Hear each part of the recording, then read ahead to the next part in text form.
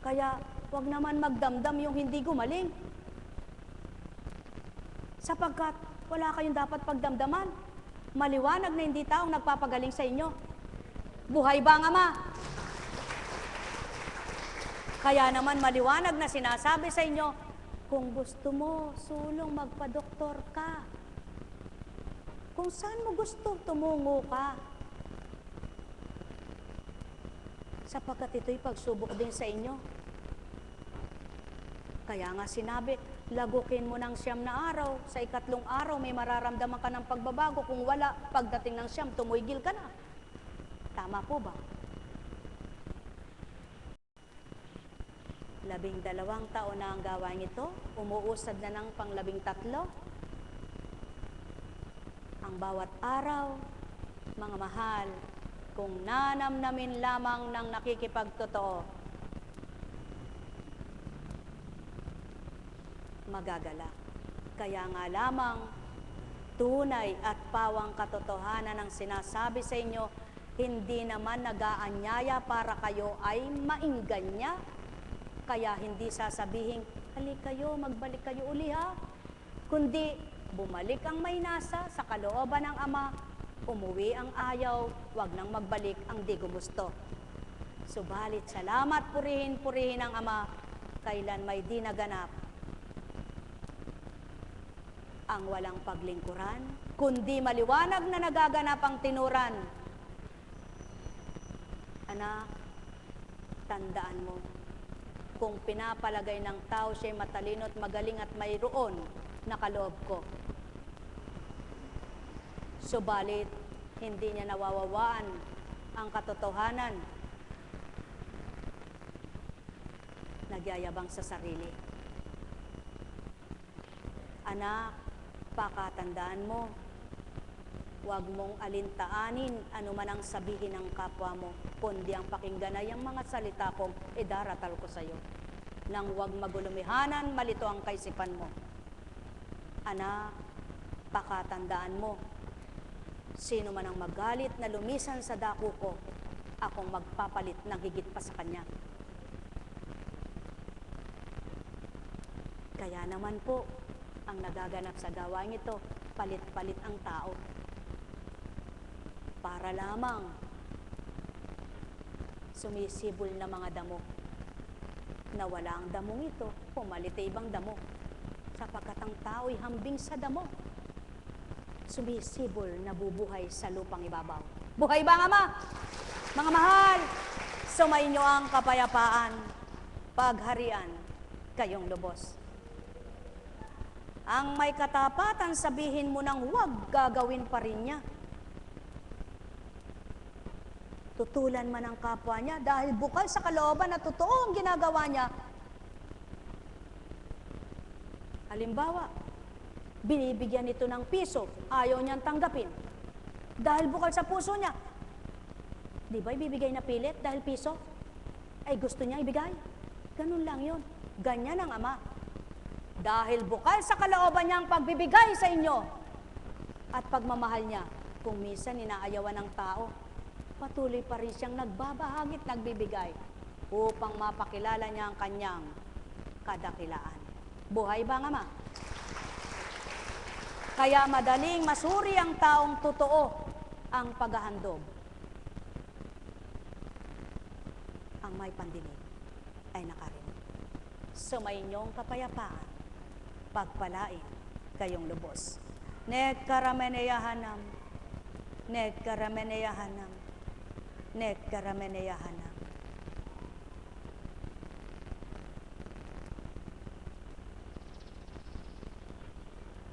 Buhay po ba ang Diyos? Buhay po ba ang Diyos? Kahit kay buti mo, Ama.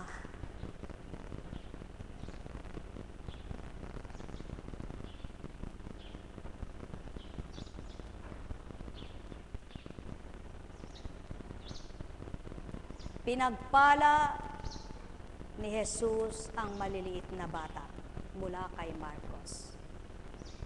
May nagdala ng mga bata kay Jesus upang hilinging ipatong niya sa mga ito ang kanyang kamay. Ngunit pinagwikaan sila ng mga alagad. Nagalit si Jesus nang makita ito.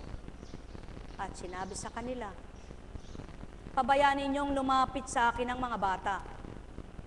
Huwag ninyo silang sawayin. Sapagkat sa mga katulad nila naghahari ang Diyos. Ito ang tandaan ninyo. Ang sino mang hindi tumanggap sa paghahari ng Diyos tulad ng isang maliit na bata, ay hindi mapapabilang sa paghahari niya. Hindi ganap mapaghaharian niya. At tinalong ni Jesus ang mga bata. Ipinatong ang kanyang mga kamay sa kanila. At sila ay pinagpala. Kung marunong magsuri ang tao at totoo ang puso nito sa pag-ibig niya na gagawin sa kapwa niya, matatarok niya at mararamdaman na kay buti ng Ama. Sapagkat doon niya napapakilala kung paano kumilos siya sa buhay ng bawat isa, kung paano pakikipagtotoo mo sa kapwa mo. Sapagkat ang nakikipagtotoo sa kapwa-tao, nakikipagtotoo sa Kanya. At kung paano mo nagawang makipagtotoo sa kapwa mo, higit mong magagawa na makipagtotoo sa Ama mo. Kaya maliwanag ang katotohanan. Hambing sa batang ika'y kukupkupin, tuturuan, at nang mapagharian kang lubos at maunawaan mo ang kaukulan. Sapagkat ang musmos sa karunungan ukol sa kabanalan, maari niyang bahagina ng higit pang natutunan upang lalo pang tumibay ang kaalaman at maghari ang Ama sa kanyang buhay. Ang may pandinig ay nakarinig. Sumainyong kapayapaan, kaya nga't kung nababatid lamang ng mga nilalang ang ginagawa sa dakong ito, maging sino ka man, hindi ka tinanong kung ano ka. Maging anuman ang nababalitaan sa iyo ng mga pagkakasala mo, mga ginawa mo sa unang buhay mo, ay di ka tatanungin muna. Kundi, ang ginagawa ay patuloy kang tumutungo, kung nakikinig kay natututo, kung tumatanggap kay nagbabago. Sapagkat siyaon ng Ama, kapag nagbalik loob ang mga anak niya na nangagsisisi sa mga sala, lahat na yon ay naparam na sa pagpapakita nilang mabuti pawa sa Kanya. Mga mahal, kaya nga tanda kung ito'y di kami yung natinanong, sino ka ba at taga saan ka? Ano ka? At ba't ganyan ang gawa mo noong una sa buhay mo? Kundi, kung may kahinaan ka at tumanggap kay lumakas ka. Kung may kasalanan ka, nagsisikay, patatawarin ka. Kung may karamdaman ka, kung kaukulan, ngayon din ay gumaling ka. Sapagkat sa kalooban ng Ama, walang imposible, walang di mapangyayari siya. Sumainyong kapangyarihan ng Ama na pangunawa upang kayo'y ganap makatanggap sa kalooban niya. Kayong mga nagsisikap na siya'y magampanan ang nasa sa inyo na dapat niyang gampanan bilang kayo'y tunay na anak niya na marapat kayong makatupad din sa kanyang layunin. Ang bawat may pagnanasay makakakamit na tuwiran. Ang may galak na siyahan pang ganap. Sapagkat kayo'y mahal na mahal. Tuwiran kong tinuturan. Mahal na mahal ko kayo. Yamang naituran mo, Ama, ang marapat sa kanila. Tigibin mo ng kasiyahan at gala ang sayo ay nakatanggap. Sa bawat araw na iyong paglingap, paghahanap ng marapat na iyong mga anak, sa dako mo'y nakasasala ka, nakakakita ka ng marapat. Na sa takdang panahon, siyang saki sa iyo'y ilalagak, upang ganap na ikaw nang humatol sa kung anong kanyang ginampanan sa lupang ibabaw. Nagkarameneyahanam, nagkarameneyahanam, nagkarameneyahanam. Doon pa lamang sa sinambit ko, magnilay kayo mga mahal ko. Kung ganang isip at damdaming pagkatao yung mababatid bagayaon, upang makipagniig at magsambit sa dakilang sa inyo'y lumalang. Walang nakatarok na kaunawa, kapwa sa aming dalawa, maliban ang katulad ko, na bahagi rin niya. Katauhan lamang ang bumigkas, bibig niyang ginamit sa inyo, upang may lahadang marapat, ang tumanggap ay makatupad. Nagkarameneyahanam, nagkarameneyahanam, nagkarameneyahanam.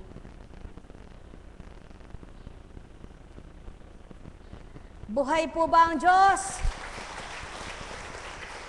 Anong nangyari sa mga alagad ng Panginoong Jesucristo nang sila ay pinangungusapan na ng diretsuhan? Ang 72 ay ilan ang natira po? Yan po ang totoo, sapagkat hindi pa man nila natatarok, naaarok ang lahat Dahil doon sa sinasabi, hindi na sila makaunawa, nagagalit na, nagpupuyos na yung damdamin, sapagkat yan po ay pawang batid ng mangyayari. Alam po ng Panginoon na mangyayari yun. Kaya nga tinanong niya ang 12, kayo man ba ay iiwanan niyo ako? Kaya po, ang nakakaunawa ay sadyang nagagalak at di umiiwan sa Panginoon. Subalit yung hindi pa, ay sadyang magkakaroon ng pagdaramdam. Sapagkat yan ang maliwanag pong patuto na kapag nakilala mo siya, unawang-unawa mo ang salita niya. Buhay po ba ang Diyos? Kaya po kahit sanda ko kayo magtungo, at yung kapwa nyo sabi nila, lingkod din ako ng Diyos. Pagmamagaling pa lingkod din ako ng Diyos. Tatawanan mo lang yun. Hindi mo sasabihin, huwag kang ganyan, ako rin lingkod ng Diyos. Ganun ba? Lingkod ka ba ng Diyos? Salamat. Ganun na lang. Ano? Buhay po ba ang Diyos? Sapagkat mahirap pong ipangalandakan ng kayabangan ng Panginoon, Dahil siya hindi mayabang. Buhay nga po ba ang Diyos? Dahil may Diyos. Ang ganda ng inawit mo, anak. Habang may buhay, habang may buhay, ika'y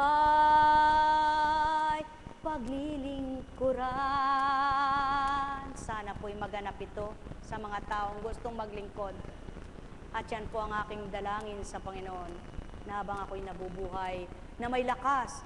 Dahil hindi pwedeng kapag matanda ka na at wala ka ng lakas makapaglilingkod ka pa ba ng ganito? Makapaglilingkod ka pa rin sa Kanya ng iba namang kaparaanan. Ano po? Dapat pag humihiling po tayo yung maganda, yung tama. Kasi pag hiniling mong, habang may buhay po ako, makapaglingkod ako sa iyo. Paano? Kung sa dating ginagawa mo, ay kung saan sa ka nakakarating, nakakapunta ka dahil magmi-mission ka, pagka matanda ka na, hindi na siguro gagawin ng Panginoon sa iyo, Pero mapapalad po yung nagsitanda na nandun pa rin ang Panginoon. Pero alam niyo po ba, bahagi sa akin ng Panginoon? Hindi ko na sasabihin. Buhay po ba ang Diyos? Ba't ka ganun ang salita niya? Nakakausap niya ba ang Panginoon? Eh, bahala po kayo kung ano isipin nyo. Buhay po ba ang Diyos? Buhay po ba ang Diyos? Habang may buhay, pag-asa ay ikaw, Amang mapagmahal, mapagkalingang tuwira, ang bawat araw ay mahalaga sa buhay ng iyong mga anak. Ang alay mong ganap na patnubay sa lahat. Pinadadampot lang po ako ng isa. At nais lang pong ipaliwanag sa inyo. Ang utak ng tao, ang isip ng tao ay maaring katulad ng pensil, ng lapis. Pwedeng sumulat. Ano po? Ang espiritu sa kanya. Pwede ka sulatan kahit wala siyang lapis na hawak. At katulad din po ng pensil na ito ay kumikitid sa kakatasa. Napupur. Mababaklik. Eh alam niyo po, ganyan yung taong sobrang pulpul sa gamit. Maaari pong sa kakagamit ng utak ninyo eh, umiksi ng umiksi ang pangunawa nyo. Dahil yung isip pong bulok, hindi tama kung ano-ano. Ano po?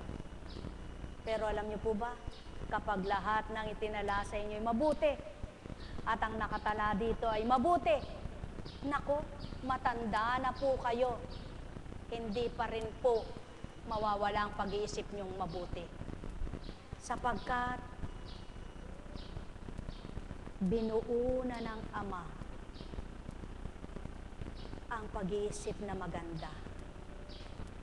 Sa una lang pala mahirap. At pag pinahalagahan mo na yan, tala lang ng tala siya sa'yo. Subalit wag mong tularan ang lapis na may pambura. Yung tinala sa'yo, wag mo nang burahin. Tanggapin mo ng lahat. Kung iba ang nagtatala, burahin mo. Subalit kapag siya, panahanin mo na. Huwag ka nang magbura para maragdagan ang maragdagan. At dumami ng dumami. At makita mong ganap ang mga tinala niya sa iyo, pakinabang ang kakamtan mo. Huwag mo ring tularan ng lapis na mapurol. Na kapag malabo na ang sulat ay di na nawa. Kikita ang sinusulat. Kaya hinahasa. Ano po? Tinitilos para gumanda ang sulat. Ano ibig sabihin? Huwag maging malabo ang pag-iisip ninyo. Laging dapat maliwanag, malinaw, ukol sa kabutihan. At huwag matulad sa lapis na napudpud, na wala na ng isip. Dapat habang kayo'y nagkakaroon ng gulang, tumatanda kayo, nagkakaroon liwanag, at lalong lumalago ang karunungan sumasa inyo. Buhay ba ang Ama? Buhay ba ang Ama? Kaya nga, masarap po bang matanda?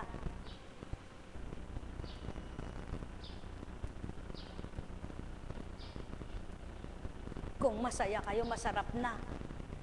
Pero kung di kayo masaya, eh katulad po, minisahe na sa inyo para hindi kayo nahihirapan sa pagkus-kus-kus-kus-kus-kus. Pinakamahirap turuan na matanda. Ulit-ulit na ginagawa. Yung nakagis na ninyong nakasanayan, yung ulit-ulit na rosaryo, pagkahaba-haba, wala naman sa puso, nasa nguso. Litanya ng litanya. Pati buhay niya, nalitaan niya na. Eh, hindi naman gumagawa ng mabuti. Madamot, masungit. May mga matatandang ayaw pang pamigay. Eh, dapat nang ibigay. Kaya sabihin ng mga anak, pamigay niyo yan, inang. Ba't mo pamimigay para sa apo ko itong hindi pa lumalabas? Buhay ba ang ama? Eh, kung ba naman ang pananampalataya mo, pag pinamigay mo, mas maganda ibibigay sa apo mong hindi pa lumalabas? Eh, nakinabang yung kapwa mo. Buhay ba ang ama? Imagay mo na kaya na nang at napakarami na, nakatambak na lang dyan.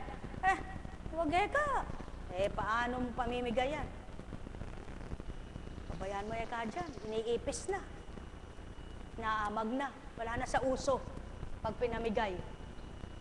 Tsaka pa lang sasabihin, eto na ka. Pag namimigay kayo, huwag yung pangkasal nyo. Huwag yung pang-anak ninyo ng kasal. Ano nila yun? May susod mo ba sa daan yun? Yung binigyan mo na kapangkasal at pang-anak ng kasal?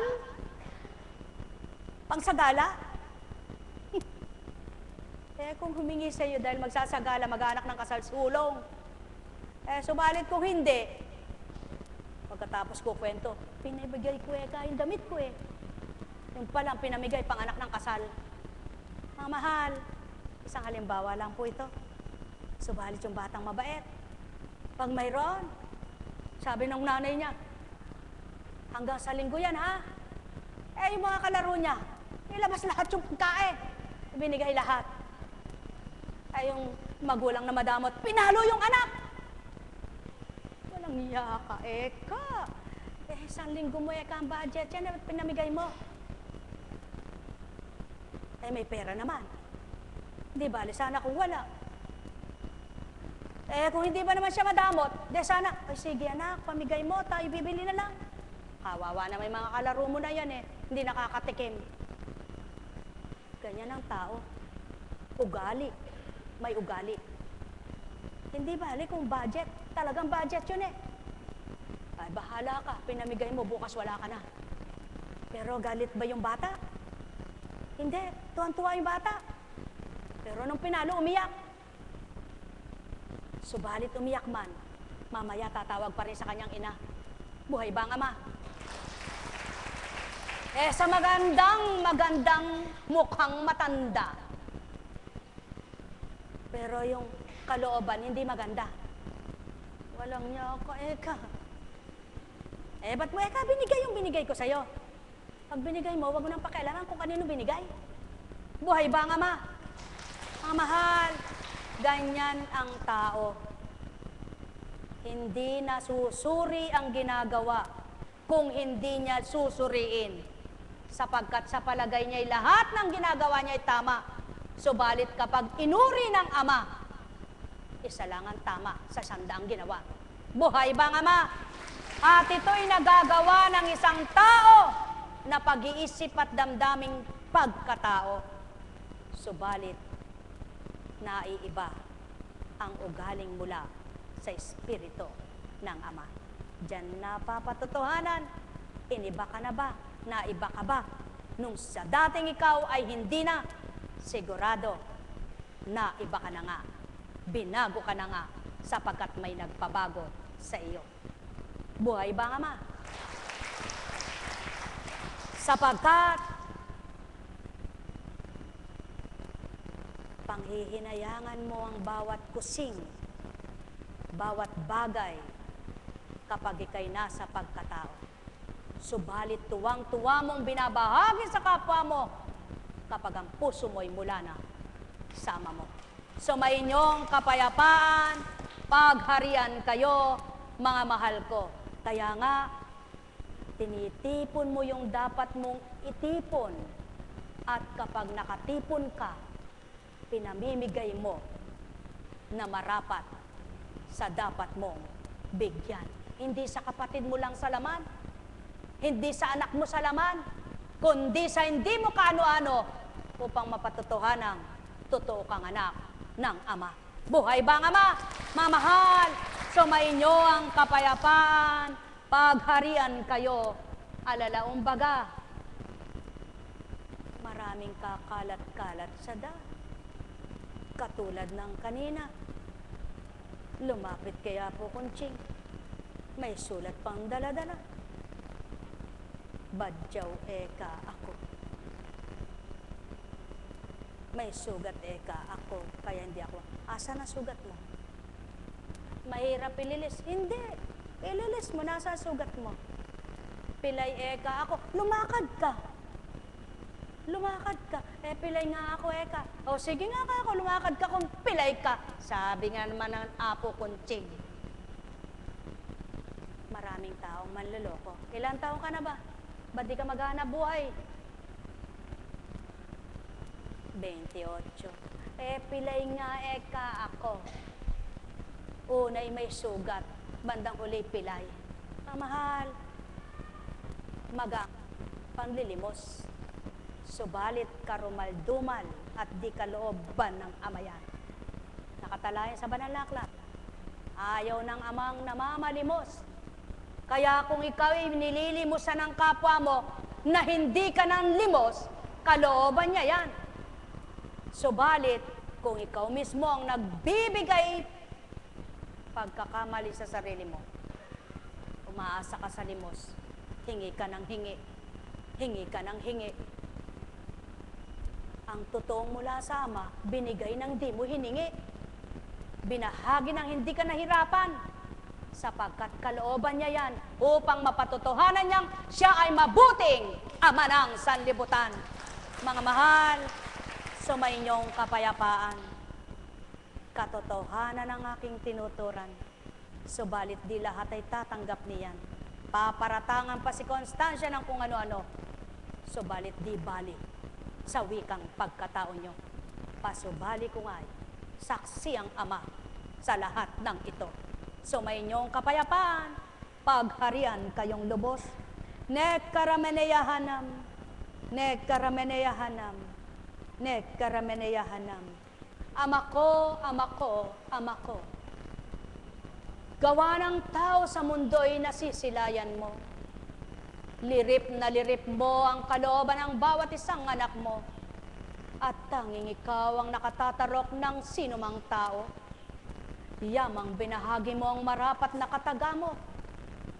Matantunawa nilang lubos ito, upang sa gayon ang marapat para sa iyo, siyang matupad at din ng mga anak mo, upang sa gayon, di masayang ang paghayo mo, pagdatal ng iyong espiritu.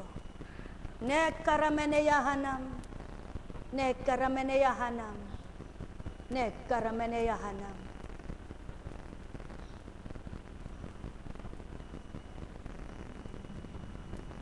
Buhay po ba ang Diyos? Ang buhay. Ilang taong ka na, anak? 21. Kay buti ng Ama. Masaya po ba kayo, mga lingkod niya?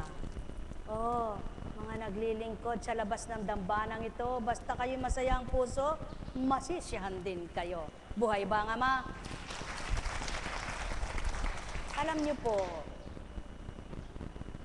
kung ang iniisip ng tao ay, sabi nga po, ba't kaya siya po Kunching siya humihirang? Hindi po ako humihirang, sapagkat kung ako po ang humihirang ay pipiliin ko mga kalahi ko na. Lahat ano? Hindi po At hindi ko rin po ginusto itong ganito ako. Sa totoo lang po, ay nagte-text sa akin, Apo Kunching, nakahanda na ako maglingkod. Pwede po bang maging alagad mo? Anak, hindi ako ang namimili ka ako bilang mga alagad.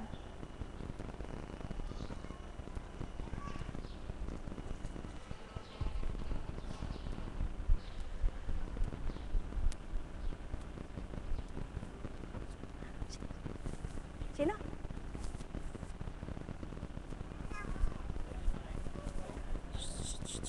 Aha.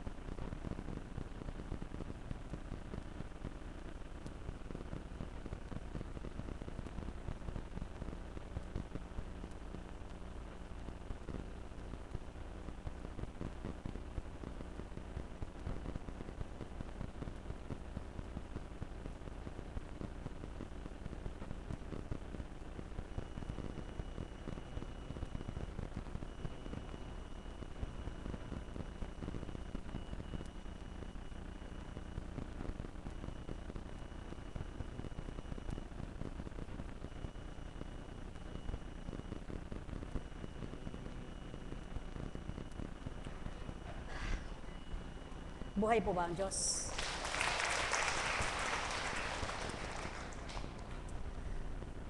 Kung hindi ka patatatagin ng Diyos, hindi mo mahaharap ang mga bagay na iyan.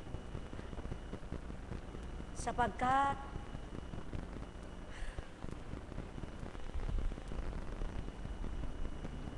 hindi mo pwedeng akuin ang kapwa mo. Nawa po'y maging mulat kayo sa katotohanan. Naway magising kayo sa katotohanan. Bilang kuntsing, hindi ko po gusto ang maging ganito. Sapagkat hindi ko pwedeng panghawakang buhayin ko kayo. Kaya naway maging mulat kayo sa katotohanan na mayroong Diyos na nagbabahagi sa inyo. Subalit, paano nyo po makikita yun kung ang sarili lang ninyong hinahanap nyo? Paano nyo mararamdaman yon kung ang sarili nyo lang ang gusto ninyong may makamtan? Alam nyo po, napakahirap sa tao ang makasarili. Yung sarili mo lang ang inaalala mo at ginugusto mong lumigaya. Kung lahat ng tao'y gayon, walang maglilingkod sa kapwa-tao. Totoo po. Kung ang sarili mo ay hindi mo babaguhin na magiging malasakit sa kapwa mo, walang maglilingkod sa inyo. Buti kung pinayayaman nyo po. Kaya naglilingkod dahil yumayaman. E ang tanong nga po, sino ba nagbayad sa inyo? May nagbayad po ba sa inyo? Sa makatwid, dapat po pinagninilayan ninyo yung mga kaganapan na nasasaksiyan ninyo at naririnig ninyo ng tenga. Ba't ba kayo naririto? At bakit ba tumatayo sa harapan nyo si Apo Kunching? Para magmagaling sa inyo? Para mangaral sa inyo? Sambahin ninyo? Paniwalaan kung ayaw nyo, huwag. Hindi ganon, mga mahal ko. Dapat maging mulat sa katotohanan kayo na walang taong gugusto ng ganito. Na walang taong magmamagaling-magalingan at gagawin ito. Na magpapakagaling at para masikat at sumikat sa inyo. Wala pong taong gugusto nito. Sapagkat ito'y mahirap na gampanin kung magbibilang tao ka. Kaya lamang hindi mahirap dahil hindi nga pinananaig ang pagkatao. Kung pananaigin ang pagkatao, hindi natutupad.